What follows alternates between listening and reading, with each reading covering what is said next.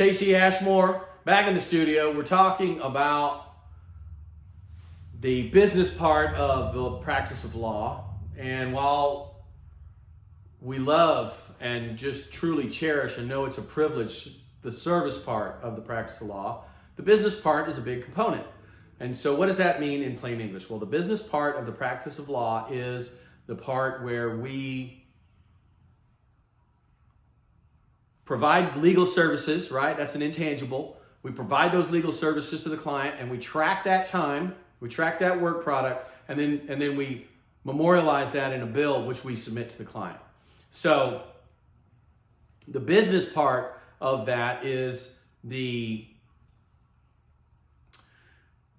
billing cycle at our firm. Every business is different, but our firm runs from the 15th to the 15th. And one thing I want to make sure, and part of what this video series is hopefully going to be used for and helpful for in the future, is so that our clients, and any client really, who has questions about, well, what happens after the mediated settlement agreement? Why am I still having to continue to invest in my case? Because, or even after a trial, right? Okay, we go and we do the trial. I made that big investment. How come there's a need for an additional investment after the trial? Well, in a family law case, right, mediation, you skip to the end. Trial, you're at the end, right? So there's been a final ruling, but still there are things that need to occur. A final order, which is called a final decree of divorce, needs to be drafted. It has to be very specific. If there's issues regarding property, that has to be very specifically laid out. If there's issues regarding children, has to be very specifically laid out. And that's a big part of why there's an additional need for an investment post the what conceptually should be the end of the case, but it's not quite over because there's still this additional step that needs to occur. And that step, frankly, is the need for these post-trial expenses, right? To draft the final orders, or when there's a battle between like they think the ruling went this way, you think it went that way. Each side does a competing order, and we have to have another hearing. So just because there's been a resolution, either through a trial on the merits or a mediation, doesn't necessarily mean that the case is final.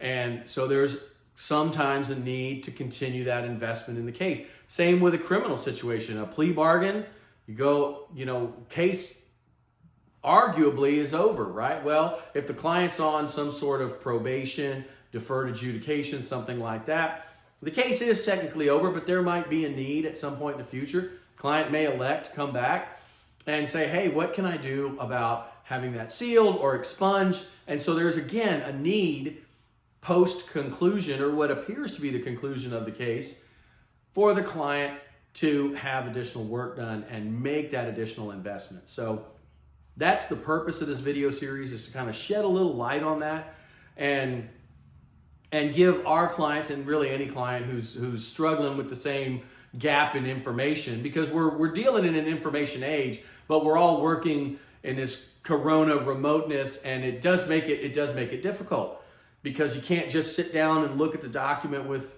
hey, I'll just come on into the office and we'll visit about it. Well, that's not as easy as it used to be. And even if we're doing things via video conference, it's still not as easy as perhaps it once was. So that's the purpose of this video series. Thank you so much for watching. I hope that it's insightful and helpful. That's what it is meant to be. Please like, subscribe, and share. Hit me up with a video message or a question on any video platform you may see this on, and I'll reply back to you in a video message or direct message, or both. Or alternatively, email me at chat@ashmorelawfirm.com, chat@ashmorelawfirm.com. Thank you so much.